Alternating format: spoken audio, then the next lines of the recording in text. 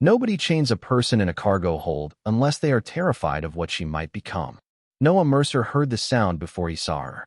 Not a scream, not a plea, just the soft drag of metal across metal, thin as a whisper, almost swallowed by the old station's breathing vents. Karen Dock floated at the edge of mapped space, 9 miles of rusted steel and patch pressure seals turning slowly above a dead blue moon. Every light flickered like it was negotiating with darkness. Every corridor smelled of cold oil, recycled air, and old rain that had never touched a planet. Noah had come for an oxygen filter, nothing more. His ship, the Mercy Line, was running on a cracked intake and 3 prayers, and prayers did not pass federal inspection. He kept his head down as he crossed Bay 17, one hand on the strap of his tool bag, the other curled around the old silver dollar in his coat pocket. His father had carried it through 2 wars and 1 bad marriage. Noah carried it when he needed to remember what kind of man he was supposed to be. Lots closed, the broker said from behind a stack of sealed crates. He was thin, gray-skinned, and too clean for a place like this. His smile had no warmth in it. Come back tomorrow, human. Noah looked past him. The sound came again. Chain against deck plating. Slow. Careful. Like whoever made it had learned that noise could cost them. Something alive in there? Noah asked. The broker's smile tightened. Cargo. Cargo doesn't breathe. The broker tapped a tablet with 1 long finger. Liability item. Private contract. Not your concern. Noah should have turned around. Men survive places like Karen Dock by knowing when a locked door was not asking to be opened. But then the emergency lamp above the nearest container blinked red, and for half a second, the dark inside became visible. A face. Silver-blue skin with a faint metallic glow, dimmed by cold. Shoulder-length hair, dark as moonlit ash.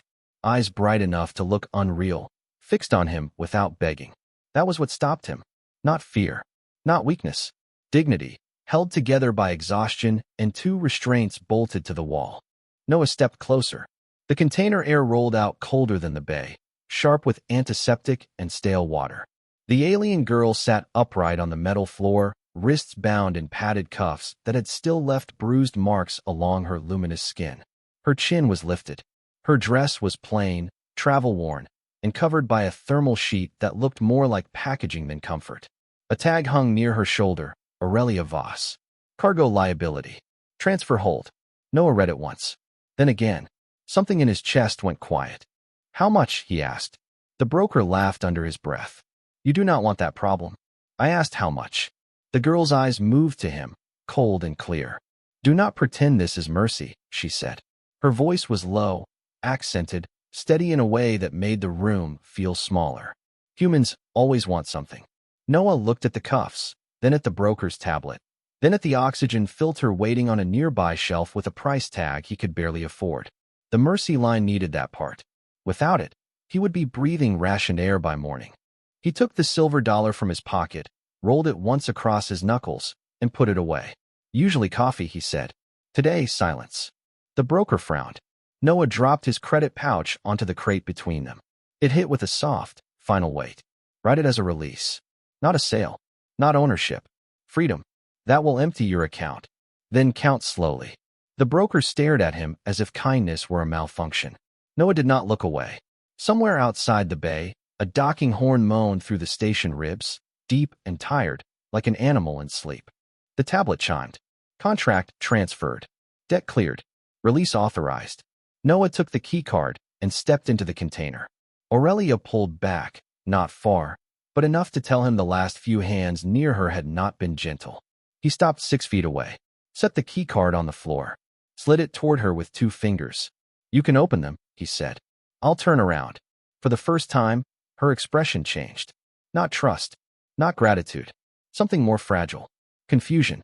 Noah turned his back to her and faced the stained wall of the container while the cuffs clicked open behind him. The sound was small, barely louder than a match strike.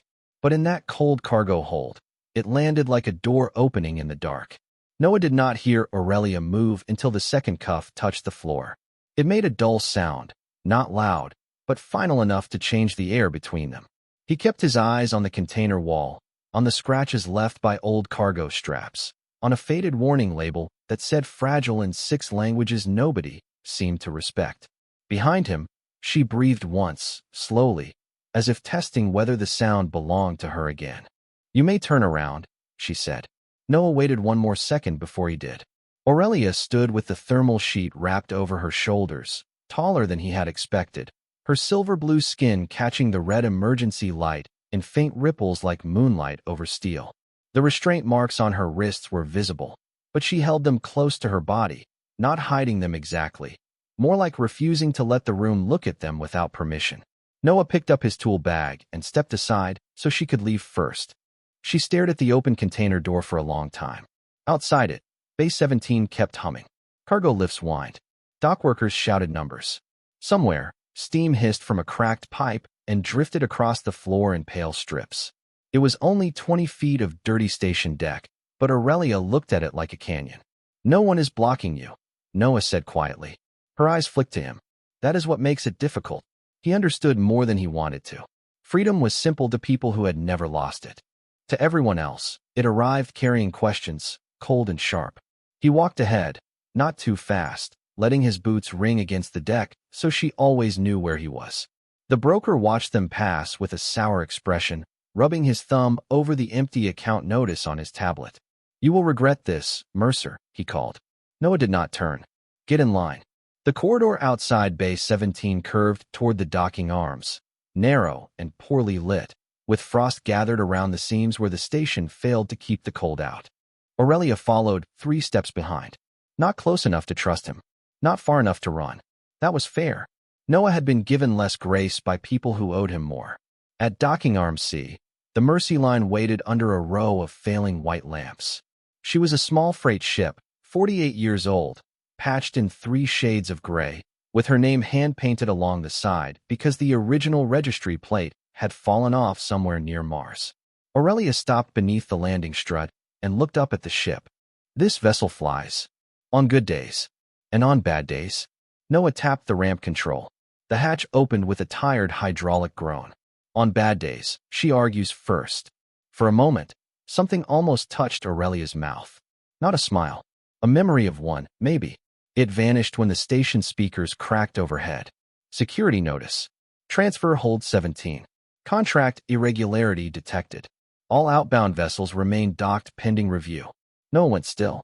The sound of the station changed around him. Conversations lowered. Doors sealed. Somewhere behind them, boots began moving with official rhythm. Aurelia's fingers tightened around the thermal sheet. "They found my name," she whispered. Noah looked at the upper concourse, where 2 dock marshals appeared under blue lights, scanning the bay with glassy helmets. He could still hand her over. He could explain that he had been misled, ask for a refund, maybe keep enough credits to buy the oxygen filter and limp away before morning.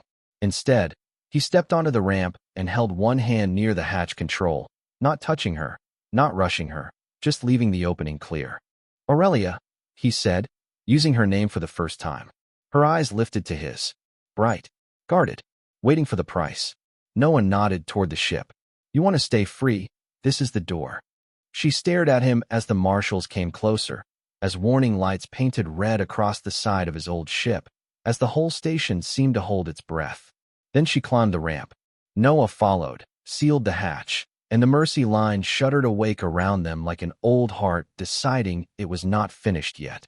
The Mercy Line did not launch so much as complain its way out of Karen Dock.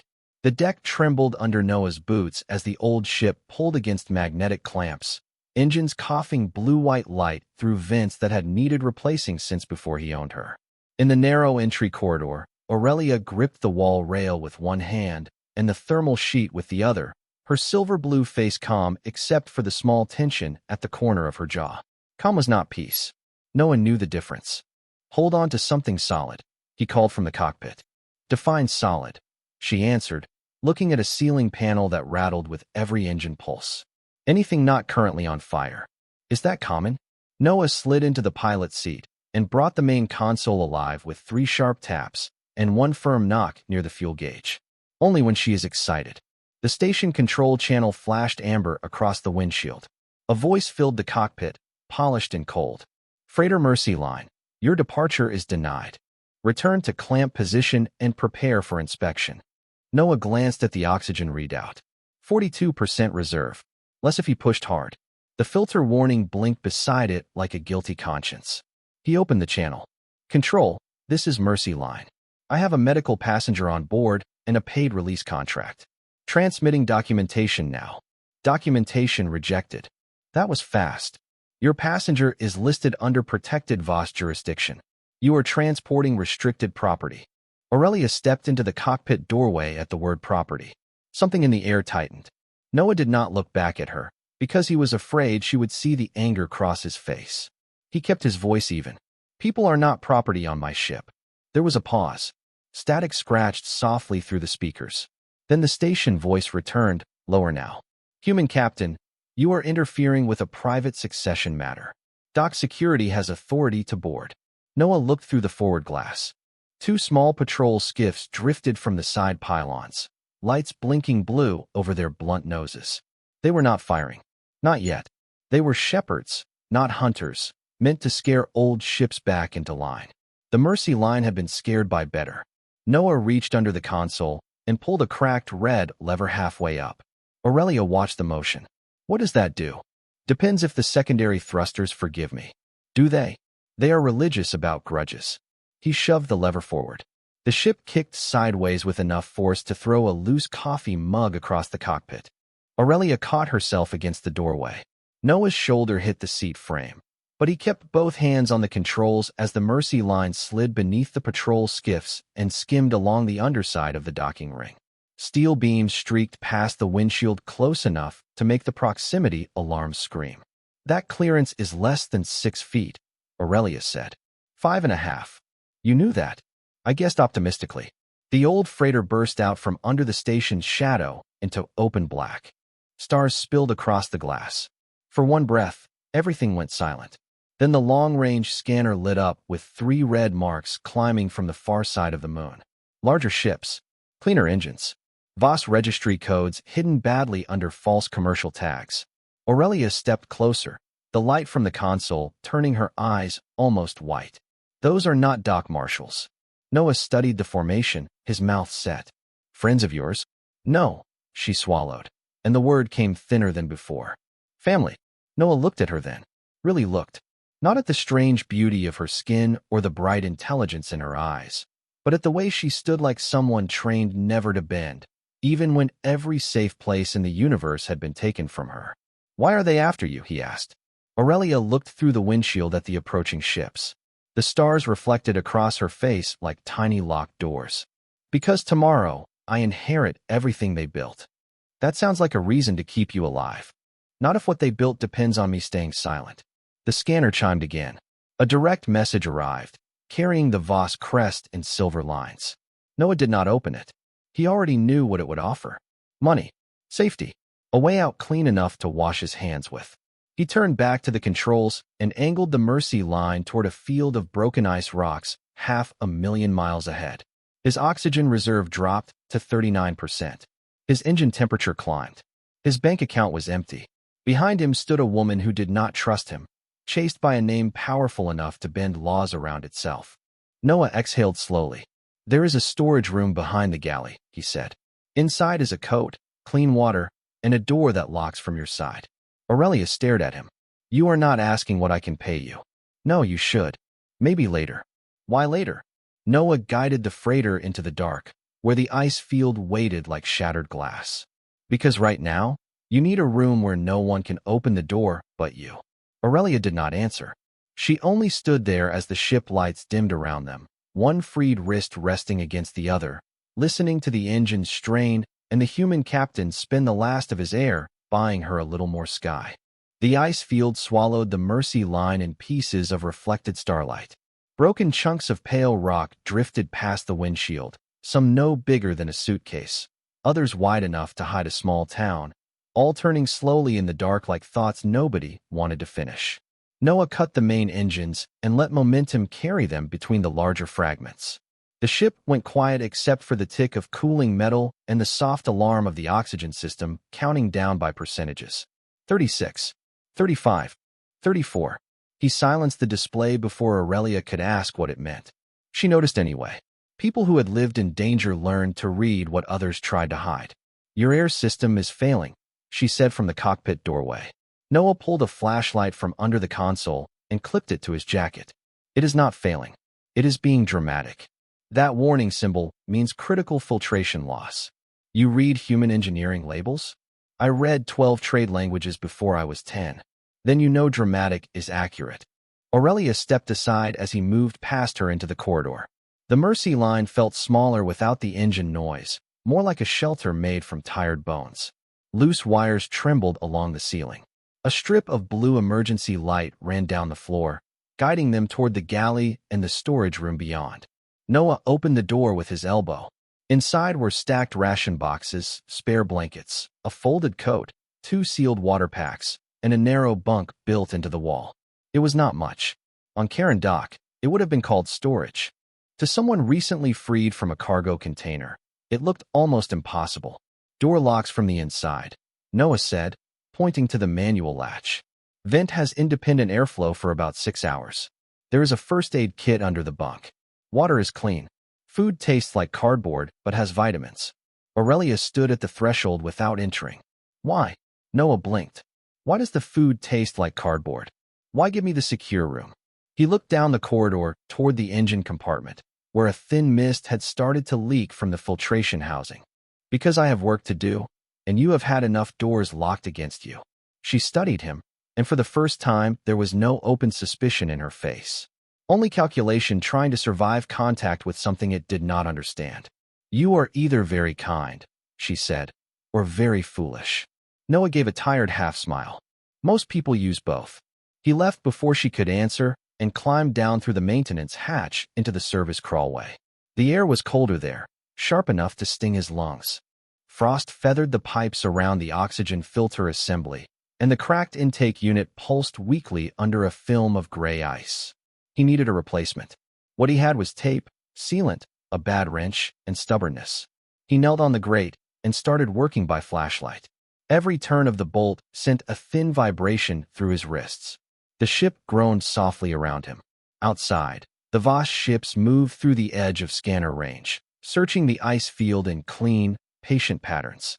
Rich people, Noah thought, always expected the universe to move aside for them. They hated when something cheap and dented disappeared into the dark. A sound behind him made him pause. Aurelia had followed him, the coat now wrapped around her shoulders, her hair tucked back with a strip of cloth from the first aid kit. She held the water pack he had left for her, unopened. You should be in the locked room, Noah said.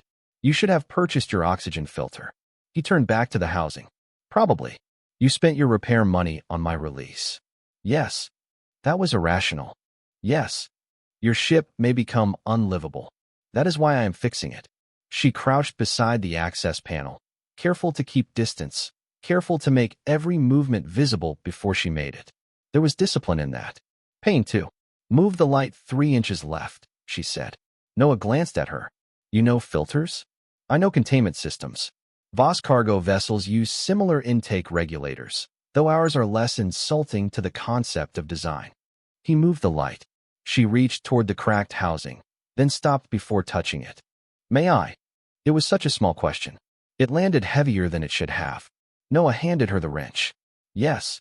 Together, they worked in the narrow cold, not as captain and passenger, not as human and heiress, but as 2 breathing creatures trying to keep a little ship alive.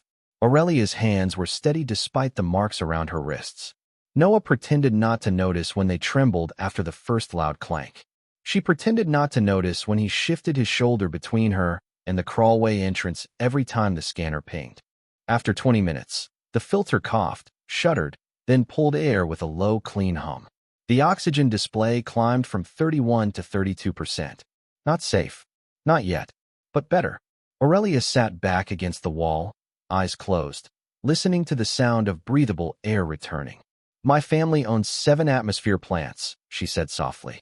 I have never repaired anything that kept me alive. Noah wiped frost from his knuckles with a rag. Feels different when it matters. She opened her eyes. The silver in them had warmed under the flashlight. Everything matters when someone chooses not to let you be cargo. Noah had no answer for that. The ship hummed between them. Outside, the searchlights of the Voss fleet swept over the ice, missing the Mercy line by less than a mile. Inside, In a crawlway colder than winter, Aurelia Voss held the broken filter seal in her palm, like proof that freedom did not always arrive as a throne. Sometimes it arrived as a wrench, a locked door from the inside, and a human who gave away his air without asking for thanks. The Mercy line drifted deeper into the ice field with her running lights dimmed and her engines cold. Without the usual vibration under the floor, the ship felt less like a machine and more like a held breath. Noah moved through the narrow corridor with a flashlight between his teeth, checking seals, tightening valves, listening for the small dishonest sounds old ships made when they wanted attention. Behind the galley, Aurelia stood in the open doorway of the storage room he had given her. She had not gone inside. Not completely. 1 foot crossed the threshold, 1 foot remained in the corridor, as if her body could not yet agree with the idea that a room might belong to her without a price. The coat hung loose over her shoulders. Its sleeves were too long, the cuffs folded twice, and still it looked steadier on her than the thermal sheet had. Noah set a ration heater on the small table and pressed the top until it glowed orange. "Dinner," he said. "That is dinner?" Aurelia looked at the square packet as steam curled from its vent. "Chicken stew, allegedly." Allegedly. The label has lied before. She watched him place a second packet beside it, then a metal cup of water. He did not push it toward her. He did not tell her to eat. He only left it there, within reach, and leaned against the opposite wall with his own meal in hand. The quiet stretched. Somewhere beyond the hull, ice tapped softly against ice. Aurelia picked up the cup first. She smelled the water before drinking, a habit Noah pretended not to see. Then she took a careful sip, and something in her shoulders lowered by half an inch. "You are performing restraint," she said. Noah glanced up. "I am eating stew. You do not ask questions. You do not demand gratitude. You do not stand close unless necessary. That should not be impressive. It is rare." The words were flat, but the space after them was not. Noah looked down at his packet, stirring it with a plastic spoon. Rare is not the same as right. Aurelia sat on the edge of the bunk, slowly, as if the mattress might change its mind. The storage room light was soft yellow, weaker than the corridor lamps, and it made the metallic sheen of her skin look less like armor and more like moonlight under thin water. For a long while she stared at the open door. "In my house," she said, "doors were symbols.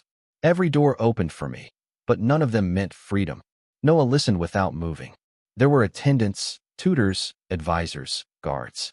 People who bowed so low they never had to meet my eyes. I thought that was respect. She touched the faint mark at her wrist, then drew her hand back into her sleeve.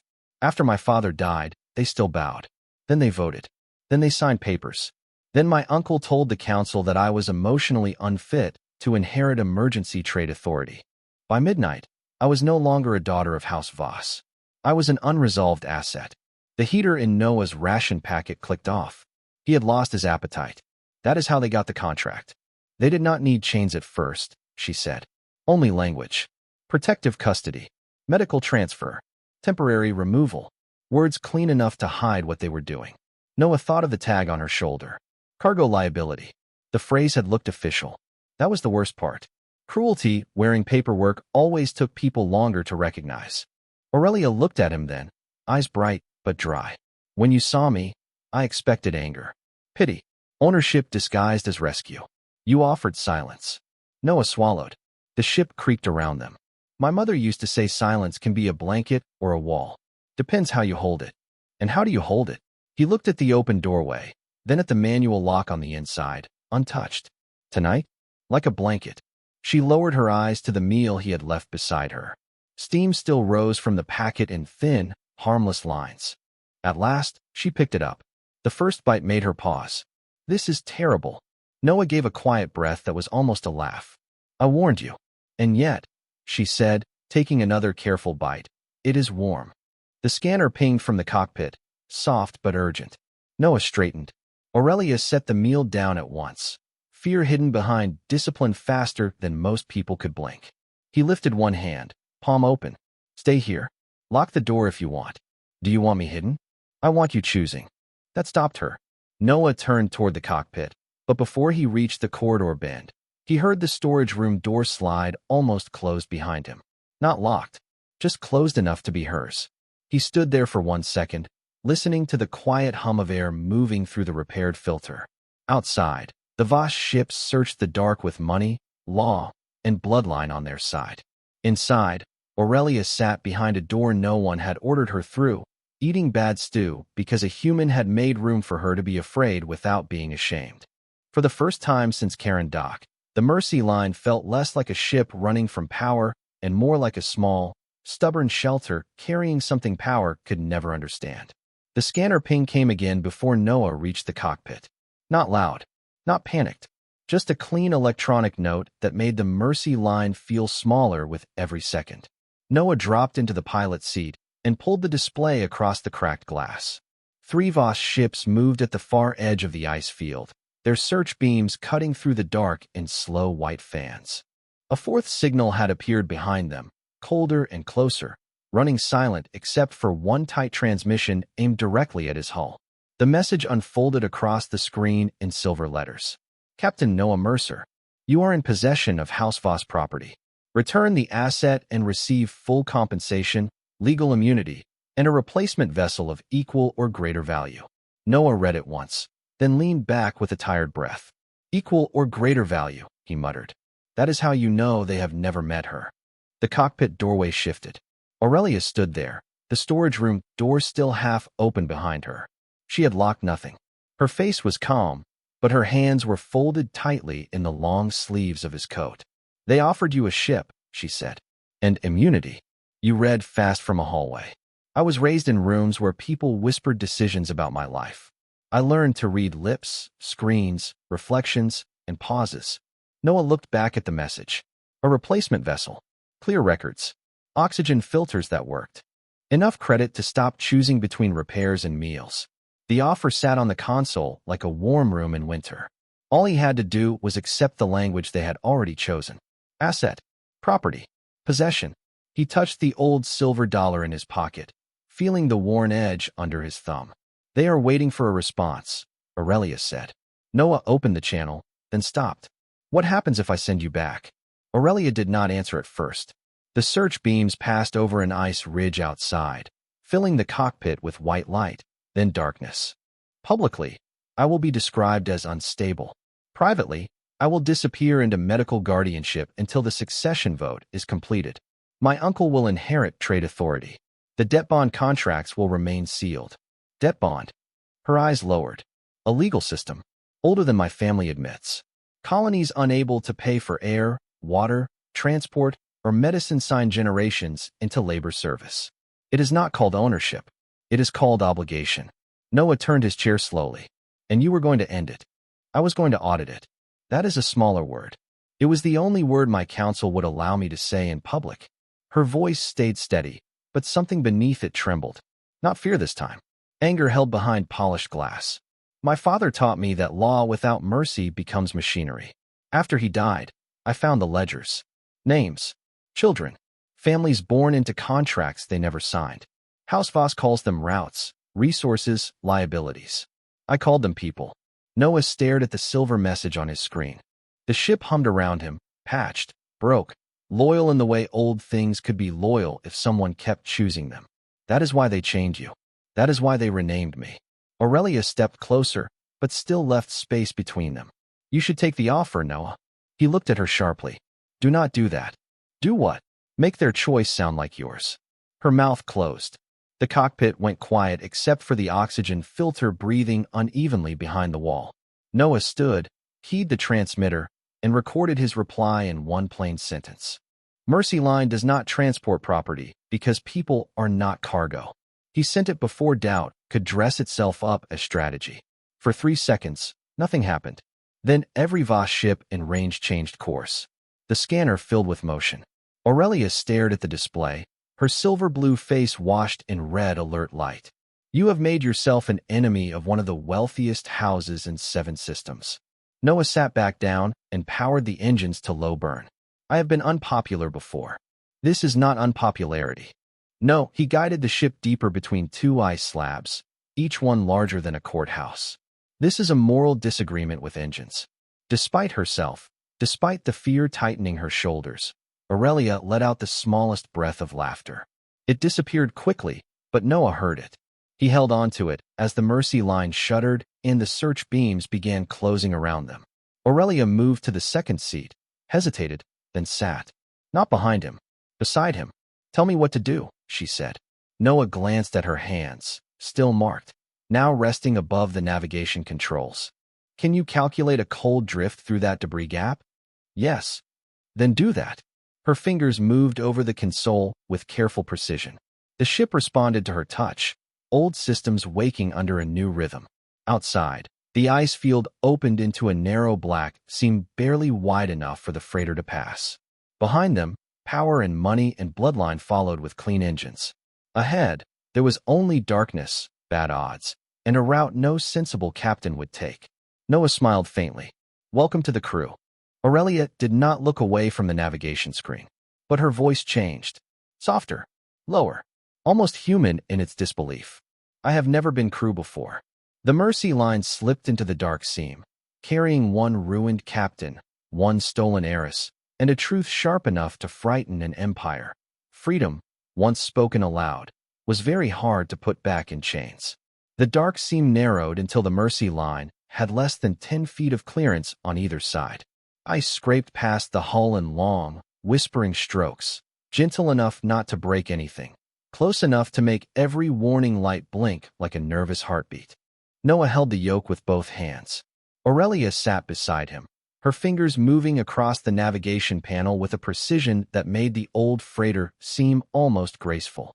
For the first time since Karen Dock, they were not running blind. They were running together. "Left 3 degrees, she said. Noah adjusted. A white ridge slid by the windshield, close enough for frost crystals to sparkle in the cockpit lights. "Now down 12 feet. Down 12 feet takes us into that rock." "It is not a rock. It is a shadow from the larger fragment above us." Noah looked once, trusted her, and dropped the ship.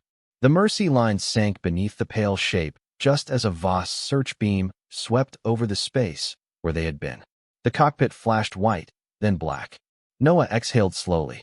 "You ever think about becoming a pilot?" Aurelia kept her eyes on the screen. "I was not encouraged to become anything useful." "Shame." "Why?" "You are good under pressure." Her hands paused for less than a second. "I was trained not to show pressure." "That is not the same thing." Before she could answer, the communications panel lit up with a forced incoming channel. A man's voice filled the cockpit, smooth as polished stone. "Aurelia, this has gone far enough." Her face changed without moving. Noah saw it in the small stillness of her shoulders. Not fear. Recognition. The worst kind. "Uncle Kedron," she said. "You remember family, then. Good. Tell the human to power down. I will treat his interference as confusion rather than crime." Noah reached for the mute switch, but Aurelia lifted one hand. "No. Let him speak. Men like him fear silence. It makes them hear themselves." Kedron's voice softened, which somehow made it colder. "You are unwell. You have been through an unfortunate transport error. Come home, and we will correct the public narrative." Aurelia stared through the glass at the ice drifting by. "I was chained in a cargo hold. Temporary restraint for your own safety. I was labeled property. An administrative classification." Noah's jaw tightened. Aurelia heard the shift in his breathing and glanced at him once, almost warning him not to carry anger she had spent a lifetime surviving. Then Kedron continued. "Captain Mercer, you are a practical man. Your oxygen reserves are low. Your vessel is outdated. Your record includes unpaid docking fines in 3 jurisdictions and 1 denied insurance claim near Titan. You have no leverage." Noah looked at the oxygen display. 28%. He looked at the engine heat. Too high. He looked at Aurelia, sitting upright in his torn coat, eyes bright with all the words her family had tried to bury under legal names. "You missed one thing," Noah said. "I have a transmitter." He cut the channel before Kedron could answer and opened the emergency public band, the old one every vessel was required to monitor. Miners, haulers, medical ships, station relays, border buoys. Not powerful, just present. Noah began uploading everything. The release contract, the broker's transaction record, the Voss message calling her property, the audio of Kedron turning chains into paperwork with a calm voice. Aurelia turned to him. "If you broadcast that, they will not negotiate. They were never negotiating. They will ruin you." "Probably." "Noah." It was the first time she said his name without caution around it. He looked at her then, and the ship seemed to fall quiet around that single word. People like him survive because everyone waits for someone cleaner, richer, safer, or smarter to speak first. I am none of those things. But I am here. He pressed send.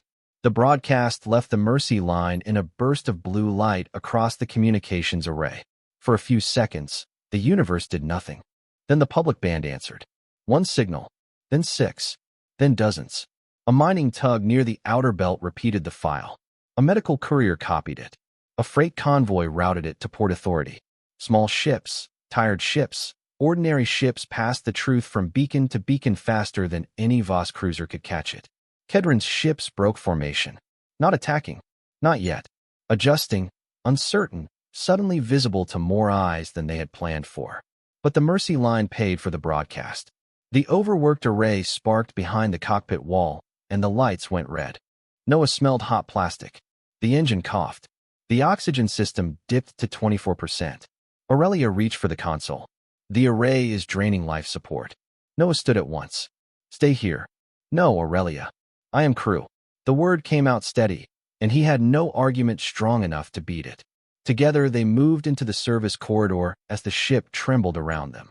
Smoke haze curled under the ceiling, thin and gray, not flames, just overheated insulation and old wiring pushed beyond mercy. Noah opened the access panel and reached for the manual disconnect. The lever was jammed behind a warped bracket. He could fit one hand in. Barely. Aurelia held the flashlight, her silver blue face tight with worry she had not given herself permission to show. It is too hot, she said. I know. You will burn your hand. I have too. That is not comforting. Noah gave one short breath, almost a laugh, then shoved his hand into the panel and pulled. Pain flashed across his face, but he made no sound. The lever snapped free. The array died. The life support steadied at 23%.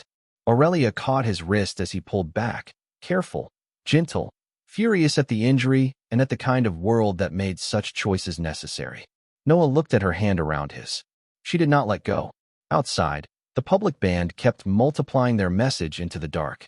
Inside, under red lights and failing air, Aurelia held the human's wounded hand like it was evidence that freedom had a cost, and that for once, someone else had chosen to pay it with her, not for her. The public band became a sky full of witnesses. Signals bloomed across Noah's cracked display, small blue dots spreading from the ice field to the outer relay chain, from mining tugs to hospital couriers, from old freighters to survey drones that had no business carrying and somehow did anyway. The Mercy line drifted in the dark with 23% oxygen, one damaged transmitter, and a cockpit that smelled faintly of overheated wiring. Noah sat in the pilot's seat with his right hand wrapped in cooling gel and a strip of clean cloth Aurelia had tied with careful, trembling fingers. She had not asked permission to tend the injury. She had simply opened the first aid kit, looked him in the eye, and waited until he understood that refusing help would be its own kind of pride. Now she stood beside the navigation console, watching the broadcast repeat itself through the system. Her uncle's words played again on a distant relay, thin with compression but clear enough. Property. Asset. Administrative classification. Each word returned to him stripped of ceremony. Each word sounded smaller when ordinary ships carried it. Noah leaned back and closed his eyes for half a second. That should buy us time. Aurelia did not answer.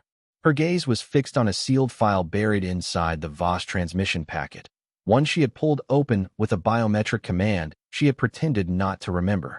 Silver code lines moved across the screen like frost forming on glass. Noah opened his eyes. What is that? The reason they needed me silent. Her voice had changed. Not softer. Not harder. Clearer. She placed her palm on the console. The ship scanned her skin, hesitated, then accepted an old royal cipher hidden beneath the Voss crest. A new display appeared, showing trade routes, colony names, debt ledgers, and a legal structure so vast it looked less like business and more like weather. Noah could not read most of the symbols, but he recognized numbers. Generations. Contracts. Oxygen allotments. Medical liens. Children listed under inherited obligation. He felt cold in a way the ship's failing heater could not explain. Aurelia. My father called it the silver cage, she said. Not because it was beautiful, because everyone who profited from it convinced themselves it was not iron. Her fingers moved again, unlocking a second file. A rotating diagram appeared. House Voss Succession Protocol. Living Charter Authority. Biological heir required for contract renewal, amendment, or dissolution. Noah stared at the words until they settled into meaning. You are not just inheriting the company. No, she swallowed once, standing very still in his old coat, the red emergency light shining across her silver-blue skin. I am the only living key. The Mercy line creaked around them. Outside, the Voss ships had stopped closing in. Their formation held at a distance now, pinned by public attention, by the ugly shape of truth spreading faster than their lawyers could rename it. Aurelia looked at the screen, then at her own hands. The marks from the cuffs had faded at the edges, but they were still there, pale shadows against her luminous skin. If I activate the charter, every debt bond contract under House Voss enters immediate review. The council loses control. My uncle loses the vote. Millions of people receive legal standing before the interstellar court. Noah sat forward despite the ache in his hand. Then do it. It requires a stable transmission array and a recognized witness. We have witnesses. We have a damaged array. He looked toward the service corridor. I can patch it. Noah, the last patch cost you your hand. It cost me some skin. Do not make it sound small. Her words came faster than before. Not noble. Not polished. Afraid. You keep giving pieces of yourself away and naming it ordinary.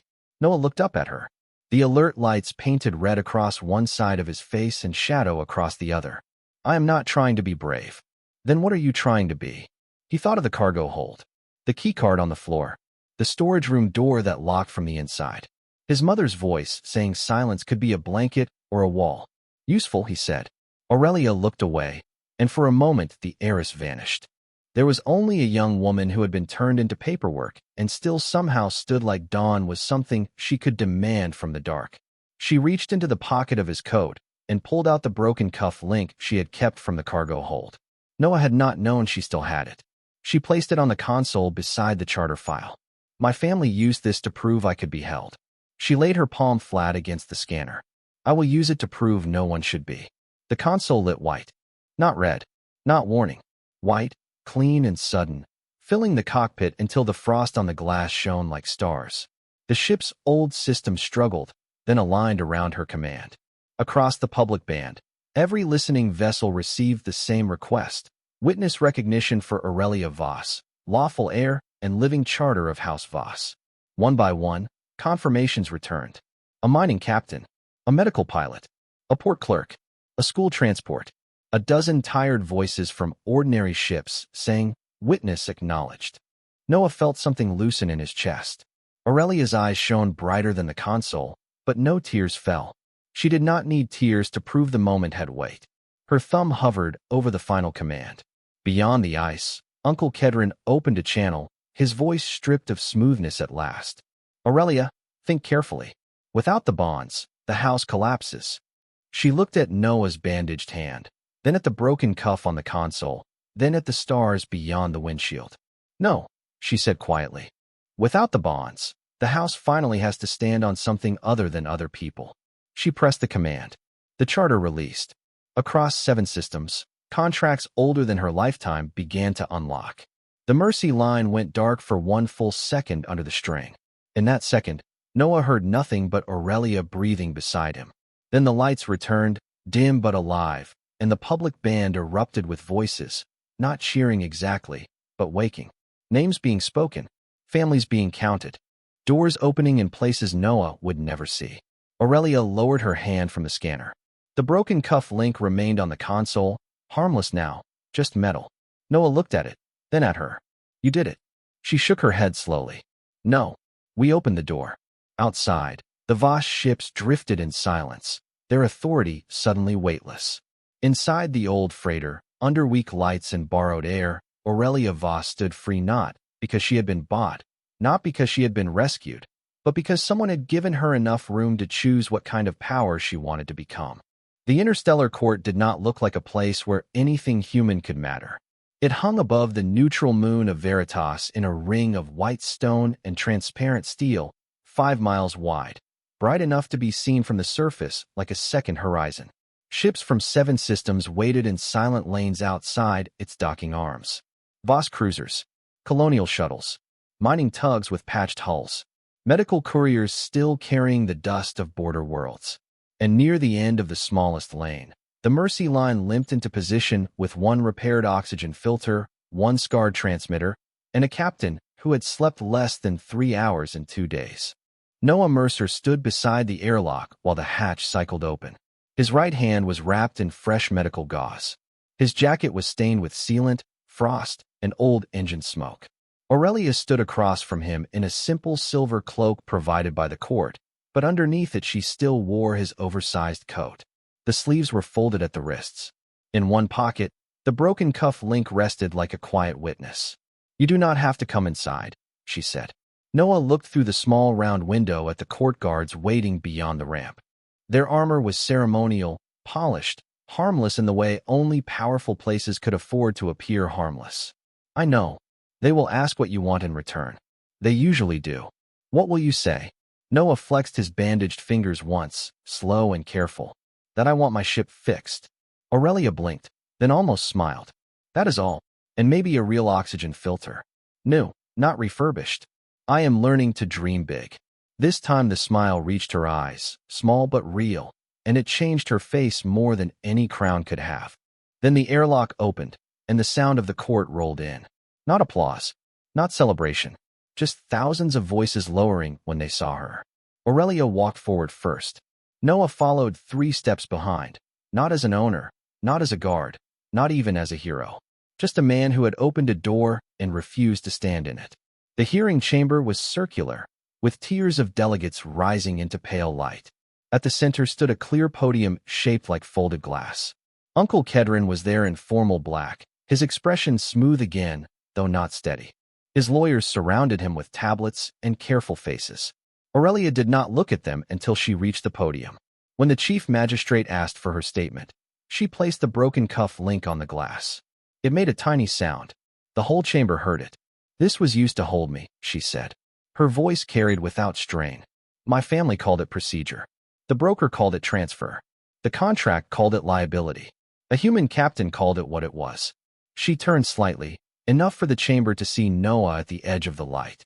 He lowered his eyes, uncomfortable with attention, still holding his wounded hand close to his side. "He did not ask what I was worth. He asked what my freedom cost. Then he paid it, though he had almost nothing." The court remained silent. Somewhere high above, a translator whispered her words into 100 languages. Aurelia faced the delegates again. "House Voss taught me that power means every door opens before you. Noah Mercer taught me that dignity means no one waits on the other side to own the room." The final ruling took 6 hours. By sunset over Veritas, the debt bond system of House Voss was suspended across 7 systems. Emergency courts opened for every colony listed in the ledgers. Kedron was removed from succession authority pending public investigation.